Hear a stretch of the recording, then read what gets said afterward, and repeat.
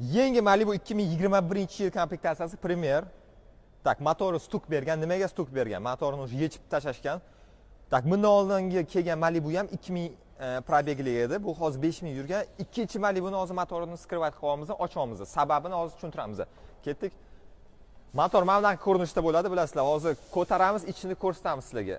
Nima sababdan va bunaqa ahvolga kelib qolgan bu? Juda ham ahvoli yomon. Bu benzin sababli. Так, Игорьga hozir tushuntirib beradilar. Bizning specialist UzAuto Trading Center'da ishlashadi. Игорьga почему именно вот такая уже как вторая Malibu приходит и мотором проблема? Добрый день. Я являюсь инженером по гарантии филиала UzAuto Trading центра.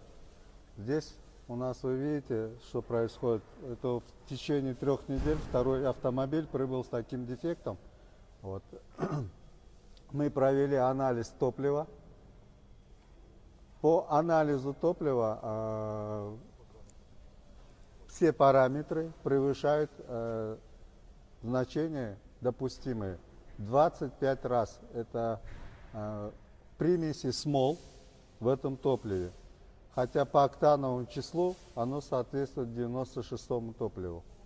Поэтому я хочу попросить всех, кто нас видит и слышит, не заправлять бензином свыше 95 октановых чисел. Почему? Потому что очень много примесей в этом топливе.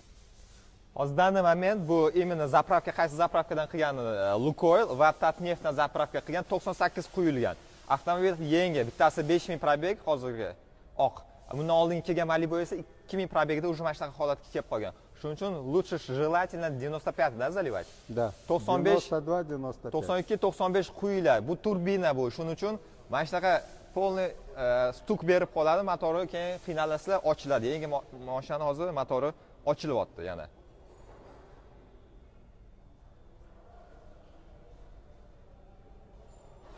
Tak, agar shu videoga sizlarda qanaqadir fikrlaringiz bo'lsa, like, kommentariya qoldiringlar. Hammaga rahmat.